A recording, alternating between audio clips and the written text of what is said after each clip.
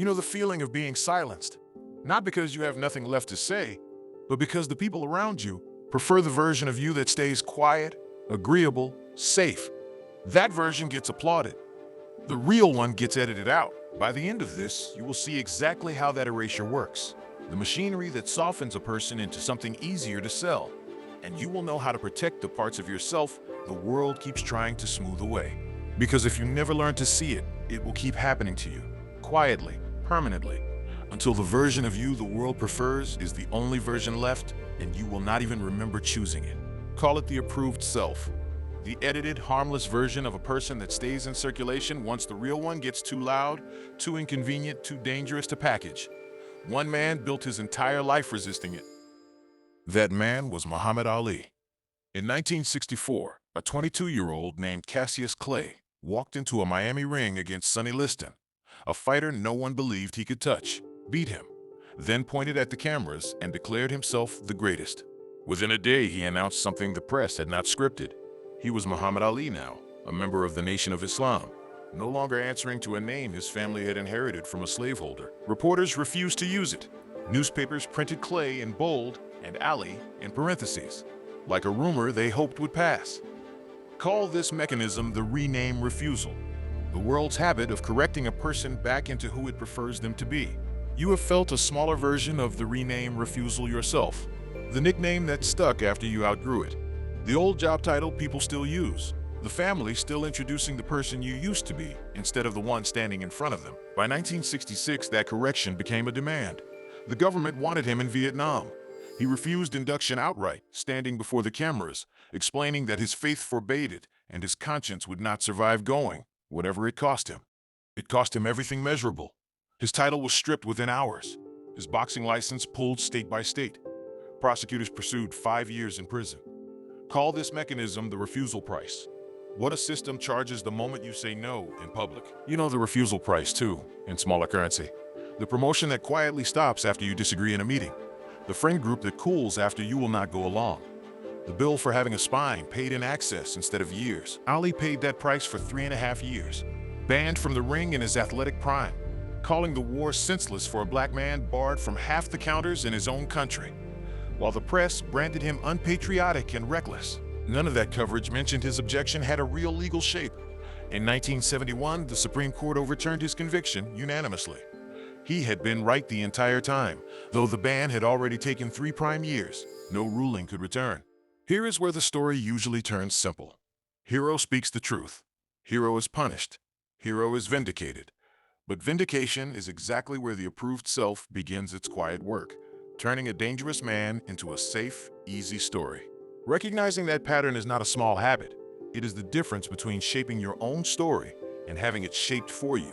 And Ali kept talking through the 70s until his own body began to interrupt him. Then, in 1984, 3 years after his last fight, doctors confirmed what his hands had already started to show: Parkinson's syndrome. The tremor first noticed in his fingers had a name now, and the name did not go away. The mouth that had out-talked reporters for 2 decades slowed. The rhythm that once landed like a jab began arriving late, softened at the edges, harder for a room to catch in real time. This is the turn the story does not usually tell you.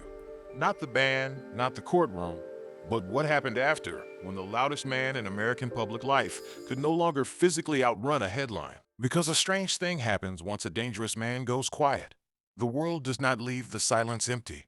It fills it carefully with whichever version of him is easiest to sell back to everyone who once feared him. Call this mechanism the silent sale. The moment someone else starts speaking for you, the instant you can no longer correct them in real time. And the story they choose is rarely the true one. It is the profitable one. You have watched the silent sale happen to people who are very much alive. The coworker discussed in a meeting they were never invited to. If this is landing, subscribe now, because what Ali lived through next proves it clearest. In 1996, the Olympic Committee flew Ali to Atlanta for the opening ceremony.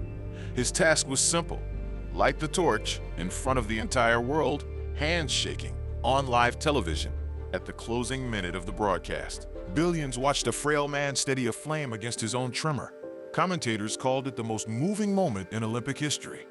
Nobody on the broadcast mentioned the draft, the ban, the Supreme Court, or the Nation of Islam. He became, in a single televised gesture, a symbol of pure human courage, stripped of every political reason he had actually built that courage on. Call this mechanism the neutered icon. The moment a movement gets kept and its meaning gets cut, the same networks that once called him a traitor now called him an American treasure. In the same decade, without ever explaining what had changed, nothing had changed in him. Only what the world was now willing to remember had changed. In private, according to people close to him in those years, the moment sat strangely.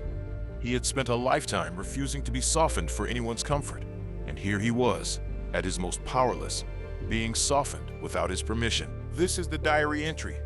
The polished tributes never show you.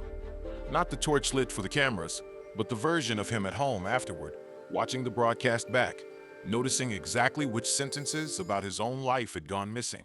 He wrote, in his own hand in those later years, that he had wanted to be remembered as a man who stood for something, not a man the world had agreed to feel good about once he could no longer argue. Consider the neutered icon in your own life. The activist friend whose radical opinions get quietly trimmed once they become useful for a company photo. The relative whose sharpest years get skipped at the funeral in favor of the gentle stories. In 2006, his name and image were sold in a licensing deal worth tens of millions of dollars, placing his brand under the control of an entertainment company built to manage exactly how his face could be used, and by whom. From that point forward, most uses of Muhammad Ali required approval. Approval favors the version that offends no sponsor, alienates no market, and threatens no shareholder. Approval, by its nature, prefers the approved self over the man who actually lived.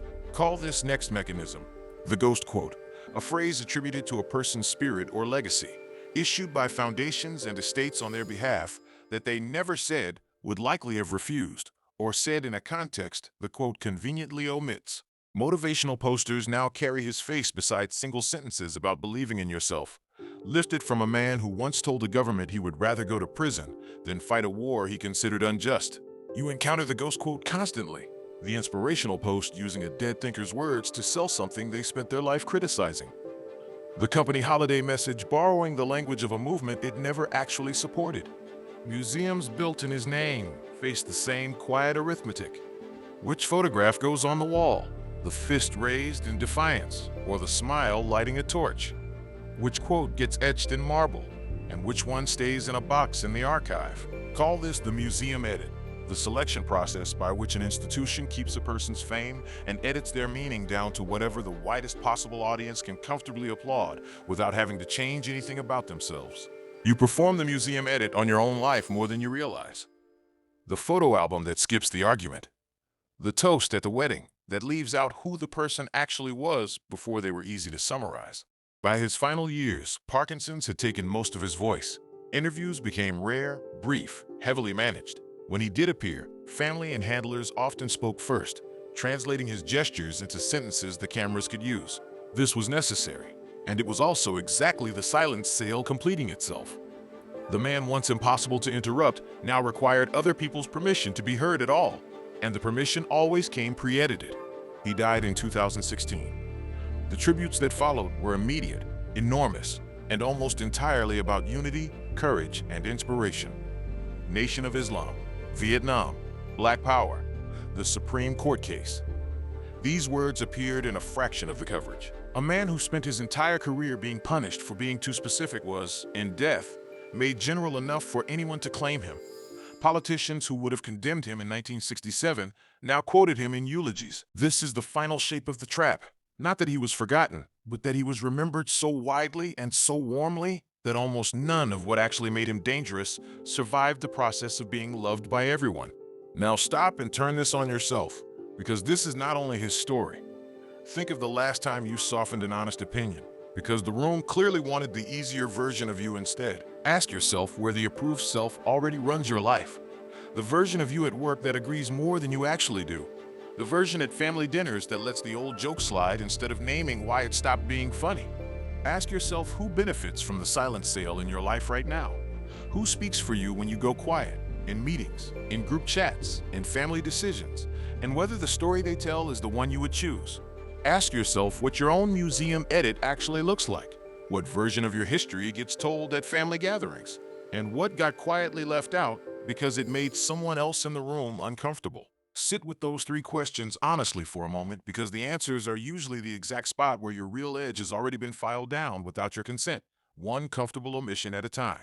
Muhammad Ali spent a lifetime refusing every single one of those edits while he still had the voice to fight them, and only lost the fight when the disease took the one tool he had used to correct the record himself.